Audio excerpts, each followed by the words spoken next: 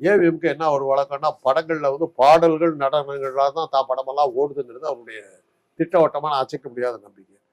ஓரிரவு நாடகம் அதுக்காக ஓடலை. ஓரிரவு நாடகம் கதை வம்சம் ஒரு அளவுல இருந்தா கூட, ஜமீன்தார் ஒழிப்பு அதுல இருந்தா கூட, முக்கியமா ஒரு பெண்ணுக்கு வாழ்வு, தன்னுடைய தங்கைக்காக வாழ்வு கொடுக்கறதுக்காக ஒரு அண்ணன் போராடுற போராட்டம் தான் அந்த கதை. ஒரு இரவுலயே நடக்கிற மாதிரி கதை. அண்ணன் திருடனா வருவான், அது மாதிரி ஒரு இந்த கதை. அந்த டிராமா வந்து திமுக திராவிட கழக மாநாடுகள்லையும் திமுக வந்தப்புறம் திமுக மாநாடுகள்லையும் நாங்களாம் சின்ன பசங்களா இருக்கும்போது ஓரிரவு நாடகம் அடிக்கடி பார்த்துருக்கோம். கேரளாம் ரொம்ப பாப்புலர். அதுல என்னன்னாக்கா, எந்த ஊர்ல நடக்கிறாங்களோ அந்த ஊர் பாலிடிக்ஸ் பூரா அதுல வந்துடும். எப்படி ராதாவோட ரத்த கண்ணீர்ல எப்படி அந்த ஊர் பாலிடிக்ஸ் எல்லாம் அதுல சேர்த்து பேசிட்டு வரோம், அதே மாதிரி இப்ப சேலத்துல என்னடா முனிசிபாலிட்டி நடத்துறீங்க, அந்த மாதிரி ரோடாலா வச்சிருக்கீங்க இந்த ஊர்ல, அது மாதிரி அந்த ஊர் மக்களுக்கு ரொம்ப நெருக்கமா இருக்கும். அதனால அந்த டிராமாவுக்கு போனோம்னா ஊர் பாலிடிக்ஸ் பூரா பேசிட்டு வாங்க. அதுலதான் இந்த நாடகங்களா பெருசா இருந்தது.